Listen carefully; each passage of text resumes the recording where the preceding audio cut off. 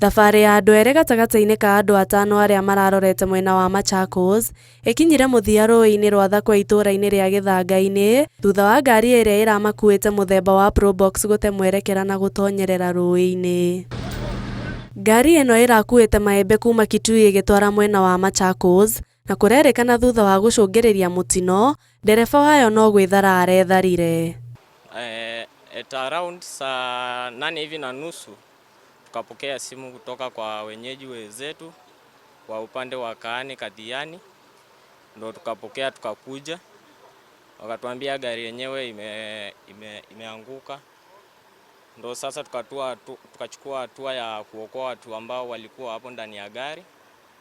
Tukafanikiwa kutoa 3 ambapo 2 walikuwa wamekufa na mmoja ambaye alikuwa dereva alitoroka akaenda ambapo hatujui alienda wapi. Gari aina ya Probox ambayo ilikuwa ibebeba maembe kutoka upande wa Kitui ikielekea Machakos. Stephen Mutwanda, ũrĩa nĩwe mũnini wa cibũ wa itũũra rĩrĩ, orĩtie ahũthĩri a barabara ĩno kũgĩa na ũmenyereri rĩrĩa marĩ barabara-inĩ ĩno nĩguo gwĩthema mĩtino ĩrĩa ĩkoretwo ĩkĩhanĩka mwena ũcio. Ningeweza kutoa tahadhari kwa madereva wale ambao wanatumia hii barabara ya Machakos Kitui Road ya kwamba katika hii barabara ama hii bridge ya Thwake si pazuri. Sasa ukifika Kaani ama ukifika Kithangaini kama unatoka Masii na kuhatarisha kwamba uweze kupunguza mwendo ndio ajali isije ikatokea. Mĩĩrĩ ya erĩ acio